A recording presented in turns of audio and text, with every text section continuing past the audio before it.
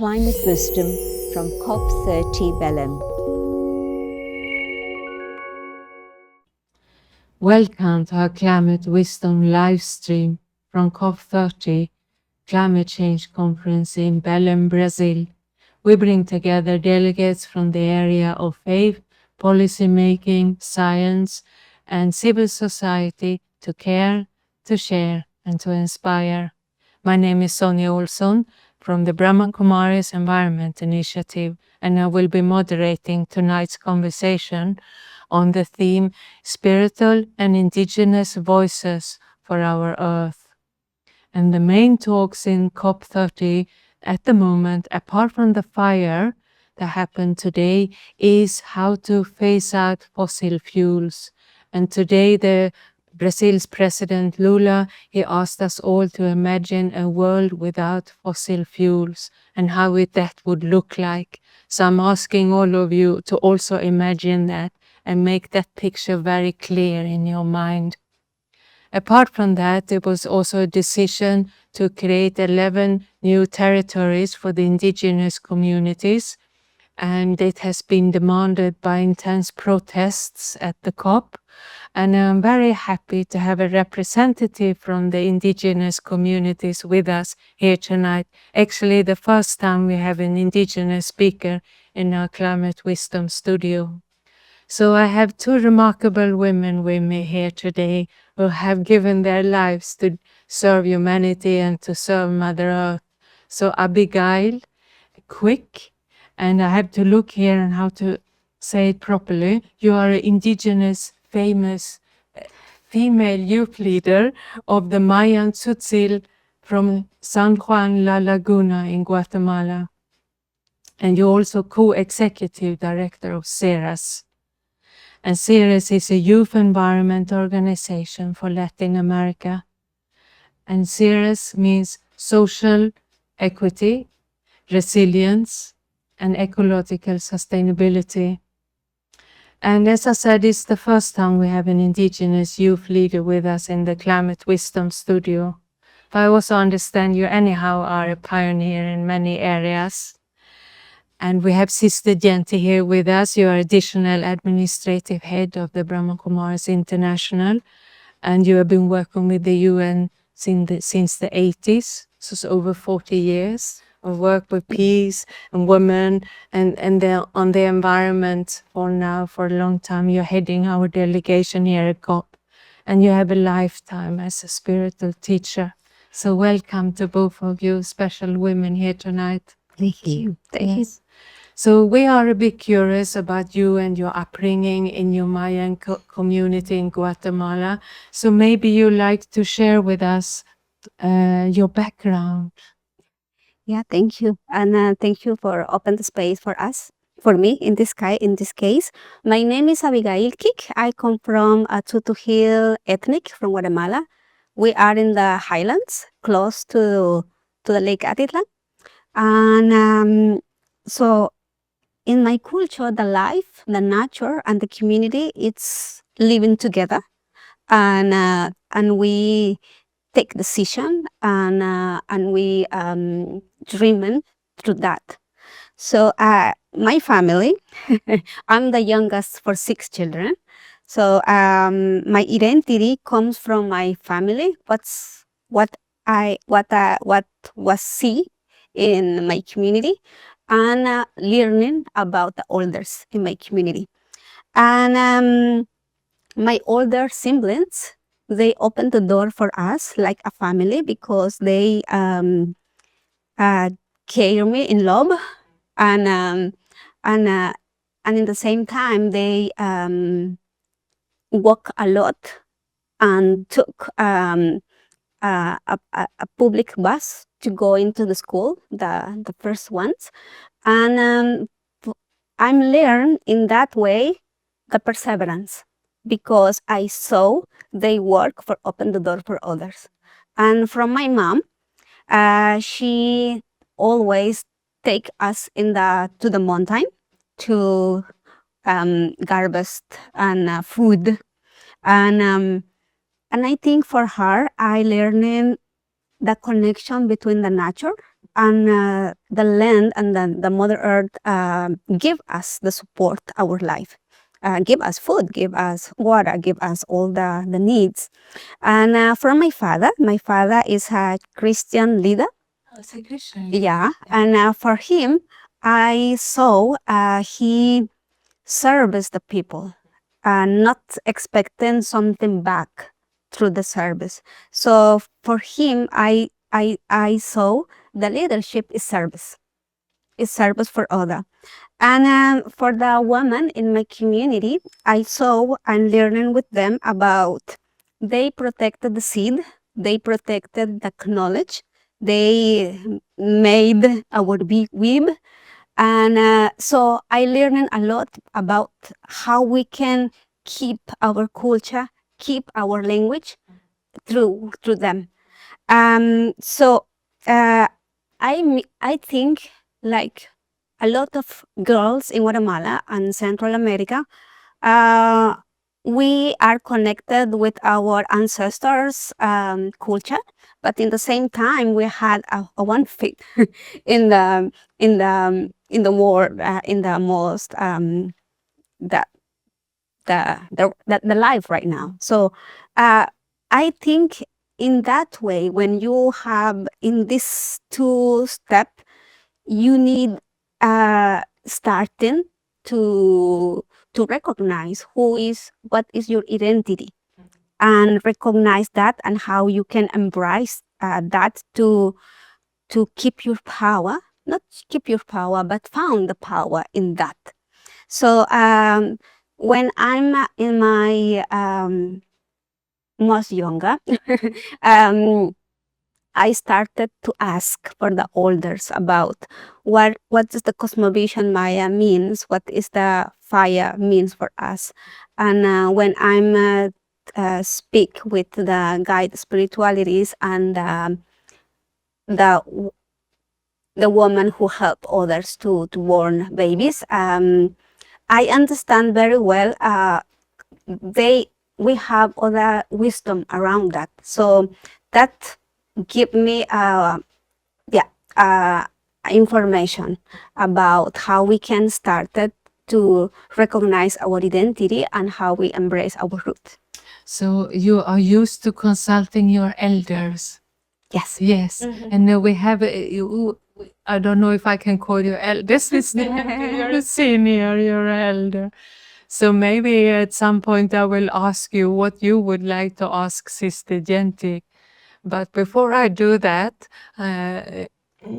Sister Jayanti, I know you have a soft spot for young leaders, young female leaders. I don't know how easy it was to be a young female leader in your community. So any advice or reflection you like to give Abigail, being a senior citizen? Two things I'd like to share. One is that just as you're so focused on serving the community, let there also be time given to yourself, both for your own inner spiritual development and your movement, moving forward, but also, of course, the service of the community, but time for your own self. That's very important. And the second thing is to absolutely know that you have every right not to think that men have certain rights, boys have certain rights, and I have certain rights. As a human being, we all have our rights. So to make sure that you don't allow anyone to take those rights away from you. Thank you. And that's beautiful. So maybe you also like to share with us the Mayan community's basic faith and principles. We know about the Christian community, but the Mayan community? Yeah. In Guatemala, most of the culture is the Christianity. It's connected with the Mayan spirituality, and so every family practice the faith through that. And the anthropologists say this syncretism, and I think for for the community, we born with a purpose. And what do you find your purpose? it's about the day when you born, and the day when you born bring some energy. And the name of that is Nawal. And a lot of the so this energy is a gift you bring, and you are invited to offer that gift for the community. So it's not that is the first one I want to share, and the other one is the interconnection between the mountains, the lake, the plants, the food, the land, the good soil. It's all connected, and I think for our community, the mountain, the trees have spirit, and thinking about that is like mean all is alive, and we are alive. So it's so important to connect it with that, to understand very well that, and reconnect it again. Actually, and how we can work, or how we can what's happened with them is connected and happened for us, and how we can, if we can make the behavior not respect that life, that reflect in change, in the climate change, for example. Do you have a favorite ceremony? A favorite Ceremony? ceremony? Yeah, we use a lot the fire, Yeah, the fire ceremonies, and this is a central of the ceremonies, and because fire is where the ancestor living, and this is not right now in Guatemala. We show that it's like more touristic way, but the spirituality it's in the daily life. So it's not show. It's more about how you can take your decision and connect it with your purpose every day, and choose what is the best behavior you can do for other or for the community. Talking about and the nature having its own life and voice. Yesterday in COP, you walked together with one of our sisters here in Bellem. She was dressed up like Mother Earth, very beautiful, green with flowers and everything.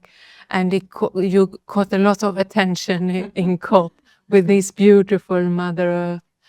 And I also remember once in my early days in the climate change conference, once someone had dressed up like Mother Earth, and she came and gave me a carrot, like a microphone, and asked, what would you like to, if you were Mother Earth, what would you like to say to the world? So I was thinking, Sister Jayanti, if you were Mother Earth, what would you like to say to us, to the listeners, to the world? Perhaps Mother Earth wants us to wake up. It's as if we've been asleep and doing things that are not quite right. And so Mother Earth is now telling us, hey, it's time to wake up and come back to your own inner awareness of peace, to be able to be peaceful with each other, to be able to treat the animal kingdom, the plant kingdom with peace, and especially treat Mother Earth gently as she deserves. Because we've taken so much for millennia from nature, but we've never had the thought of giving anything back. So I think it's time to send Mother Earth good vibrations of God's light, God's love, God's peace, so that Mother Earth can also be renewed and replenished. Do you have a question for each other? Is there anything you like to ask Sister Jayanti? And Sister Jayanti, is there anything you like to ask our Abigail here? I have a question for you. Yeah, thank you. And that is, do you ever feel tempted to leave behind your community and come into the rest of the world, thinking that maybe that's going to offer you more progress, more happiness? Does that thought ever come? Yeah, so I'm come from this community, and the opportunity to connect outside. It's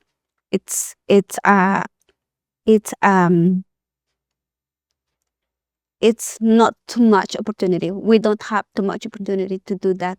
And for me, it's more about because we have a really deep roots in our communities, in our service for our communities. The most important thing about have your eyes outside, it's just to observe and and experiment different stuff. And the ability we need right now is how we can translate the good stuff, the good practices for all the culture, for all the cities, but not replicate it like that. It's more about I'm go back in home and listen again the land and listen the voice of the youth in my case, and how we can offer this option from them, but in their own context, because our context in the community is not like here. But have you ever had the thought of moving to the capital of Guatemala, move to the big city? Mostly we live in the communities, and some of the youth been going to the city. But she was asking, have you had a desire to leave your community and move to big city? Okay. Yeah, usually that's happen. And you personally? No, I believe in my community. Yeah. You're happy there. Yeah. Good. Yeah, I think I love the land where I'm from, and my family is there. I have 7 nephews and nieces. I have a good life there. It's different, yes, but it's a good life. Good. Do you have a question for Sister Jayanti? Yeah, I think in the leadership, Obi lead some social movement. You are told me about keep yourself. If you can give me one practice, how we can keep myself. Early in the morning, let that time be for yourself, for prayer, for chanting, for whatever it is you feel is rejuvenating for you, so that then the battery remains recharged. Because otherwise, through the whole day, we're using our energy and it's slipping away. And by the end of the day, we feel exhausted. And if that carries on, then we're not giving ourselves an opportunity to be our best.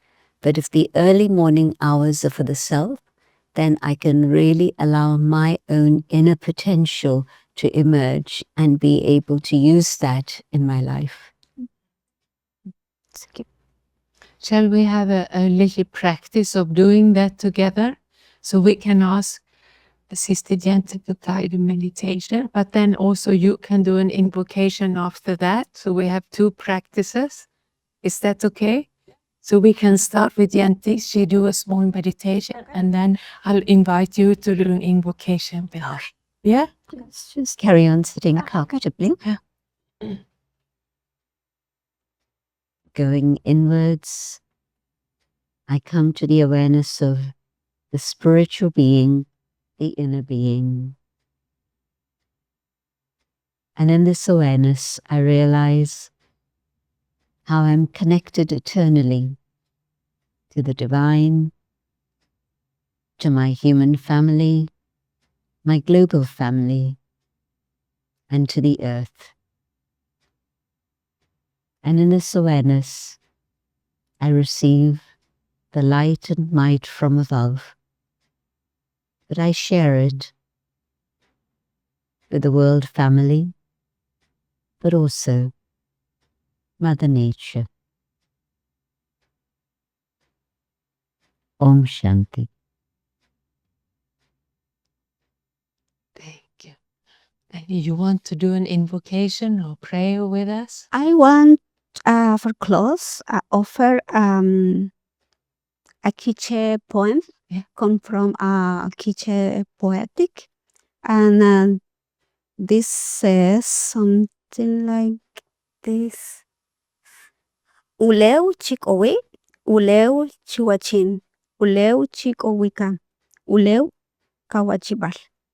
In English, that's mean from the earth we come, in the earth we live, and to the earth we return. We are earth that walks. And everything, these words remind me when everything we do, organization, leading, fighting for climate justice, I think any makes sense if we continue giving thanks of the earth. Gratitude is a fantastic energy to move forward with, isn't it? What is the name of the language? Akite. Akite. I'm trying it because I speak other language, but Yeah. So I say, with gratitude, I thank both of you for a wonderful conversation, and just keep doing all the good work. And thank you very much. And this for this session, Spiritual Indigenous Voices for the Earth. And I say thank you to our listeners, thank you to our supporters and partners and volunteers behind the scene. And please join us tomorrow evening for another session of the Climate Wisdom Studio directly from COP30 in Belém, Brazil. Good night and good evening from the Amazonas.